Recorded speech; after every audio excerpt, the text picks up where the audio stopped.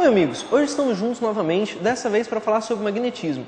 Para introduzir a nossa matéria, a gente precisa olhar para a estrutura de um ímã. Um ímã que é capaz de produzir um campo magnético ao seu redor.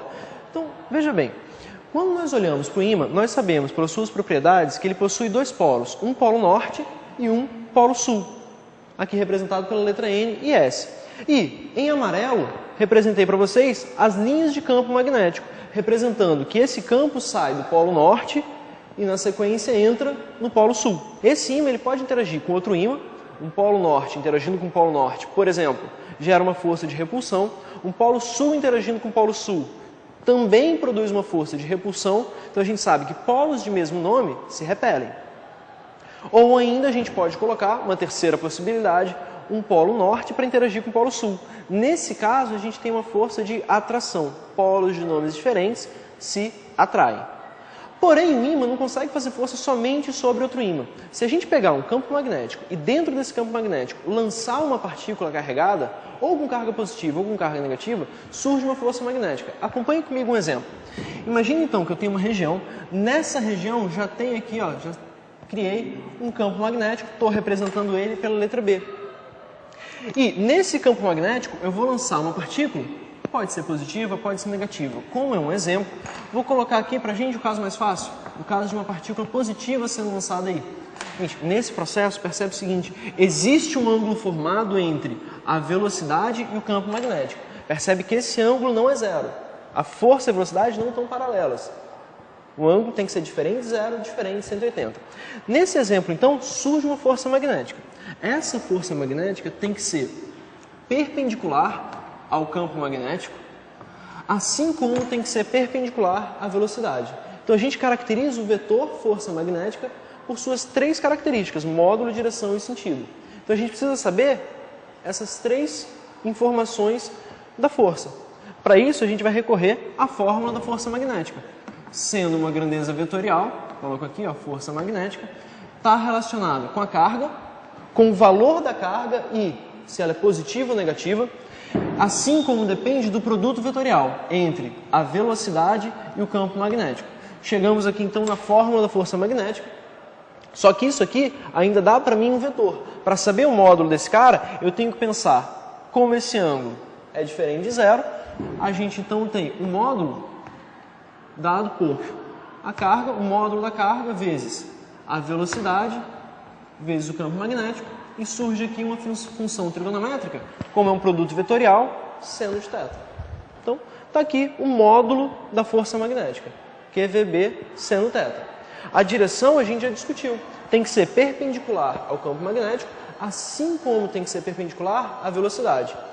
O mais complicado para a gente aqui é determinar o sentido dessa força. No meu exemplo, eu coloquei um sentido vertical para cima. Agora, poderia ser vertical e para baixo.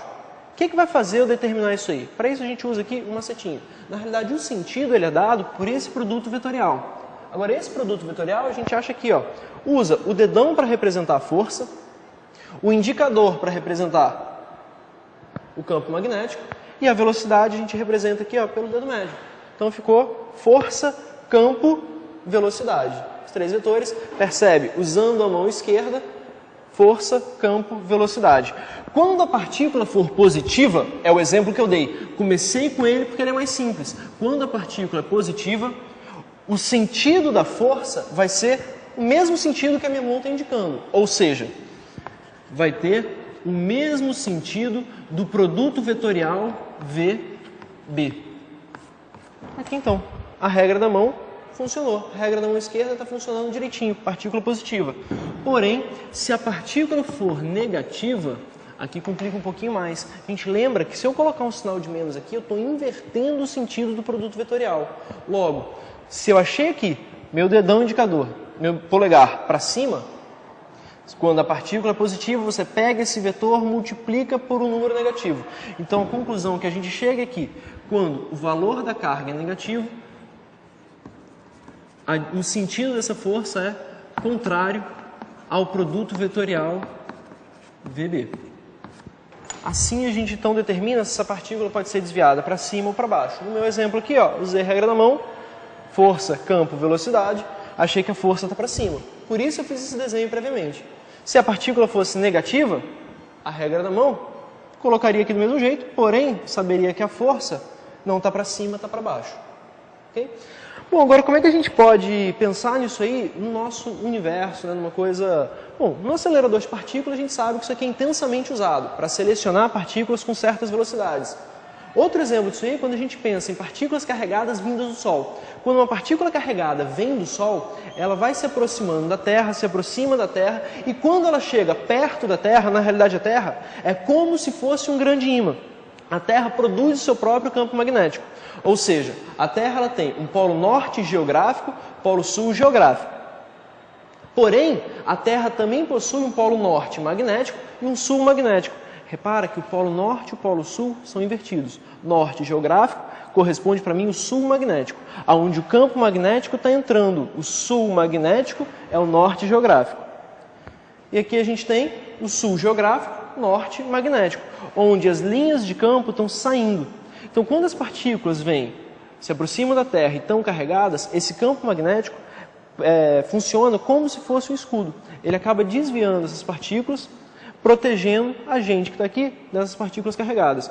O efeito disso a gente pode perceber num filme como o documentário, né, Marcha dos Pinguins, aquele efeito da aurora boreal. A aurora boreal é produzido por essas partículas que são desviadas. Nos polos, entram em contato com a atmosfera, ionizam o ar da atmosfera, produzindo todo aquele efeito luminoso bonito que a gente vê. Bom, amigos, ficamos por aqui. Desejo uma excelente prova para vocês, excelentes estudos. Até a próxima.